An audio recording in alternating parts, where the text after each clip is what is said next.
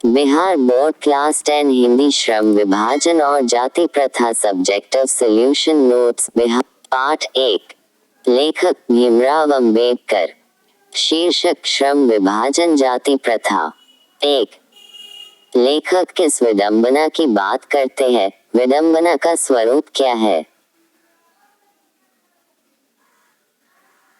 उत्तर लेखक जातिवाद जैसे विडंबना की बात करते हैं। उन्होंने जातिवाद के लिए एक विश्लेषण किया है।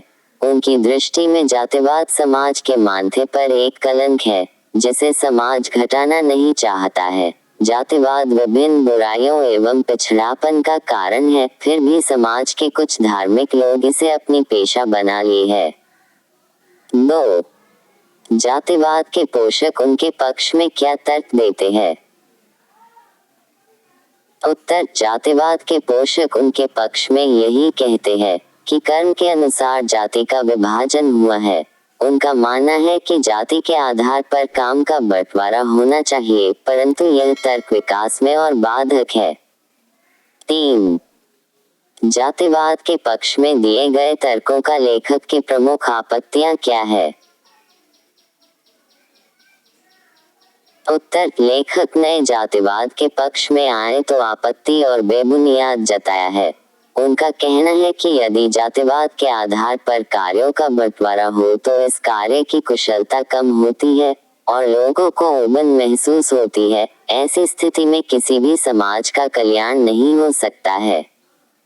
4 जाति भारतीय समाज में श्रम विभाजन का स्वाभाविक रूप क्यों नहीं कही जा सकती है?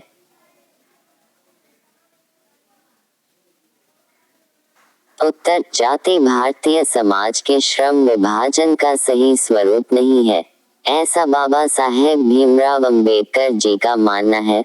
उन्होंने बताया है कि कार्य के निर्धारण में व्यक्ति स्वतंत्र है। व्यक्ति को अपनी क्षमता एवं रुचि के अनुसार कार्य को चुनने का पूरा अधिकार है। अगर इस अधिकार को बलपूर्वक छीना जाता है तो समाज ना तो सब बनेगा और ना ही शुभ योग बनेगा और ना ही निर्माण कार्य होगा। 5 जाति प्रथा भारत में बेरोजगारी का एक प्रमुख और प्रत्यक्ष कारण कैसे बनी हुई है? उत्तर जाति प्रथा देश की प्रगति में रोड़ा है। जाति प्रथा से समाज में विभिन्न विसंगतियां आती है जो इस प्रकार के समस्याओं का जनक बनती है। समाज नैतिकता की ओर उन्मुख होता है तथा प्रगति बाधित होती है, जिससे बेरोजगारी की समस्या उत्पन्न होती है। 6 लेखक आज के उद्योग में गरीबी और उत्पीड़न से भी बड़ी समस्या किसे मानते हैं और क्यों? उत्तर लेखक आज के उद्योग में गरीबी और उत्पीड़न से भी बड़ी समस्या जाति प्रथा को मानते हैं, क्योंकि यह मनुष्य की स्वाभाविक रुचि और आत्मशक्ति को दबाकर उन्हें अस्वाभाविक निर्णय लेने का निष्क्रिय बना देता है। 7 लेखक नए पाठ में किन पहलुओं से जाति प्रथा को एक हानिकारक प्रथा के रूप में दिखाया है?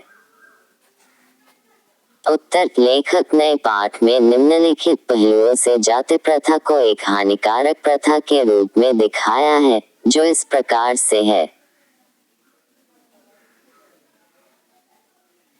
इससे जाति प्रथा पर आधारित श्रमिक विभाजन स्वाभाविक नहीं है। यह श्रमिकों में भेदभाव एवं उच्च नीच को जन्म देती है, जिससे समाज की एकता पर तथा श्रमिकों के कार्य क्षमता पर भी हानिकारक प्रभाव पड़ता है। कभी कभी यूं भी देखा जाता है कि व्यक्ति को भूखे मरने की स्थिति आ जाती है और तो व्यक्ति की रुचि के आधार पर काम की बंटवारा होना चाहिए।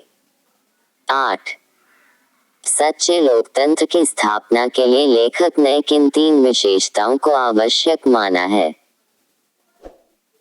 उत्तर सच्चे लोकतंत्र की स्थापना के लिए लेखक ने समाज स्वतंत्रता, समानता एवं भाईचारे की भावनाओं को आवश्यक माना है। 9 निम्नलिखित के विलोम शब्द लिखिए। सभ्य असभ्य, स्वतंत्रता परतंत्रता, दोष निर्दोष, निश्चय अनिश्चय, रक्षा असुरक्षा। 10 निम्नलिखित के पर्यायवाची शब्द लिखिए। दूषित, गंदा, खराब। पेशा, व्यापार। अवसर, मौका। सम्मान, इज्जत। श्रमिक, मजदूर। अनुमति, आज्ञा। परिवर्तन, बदलाव।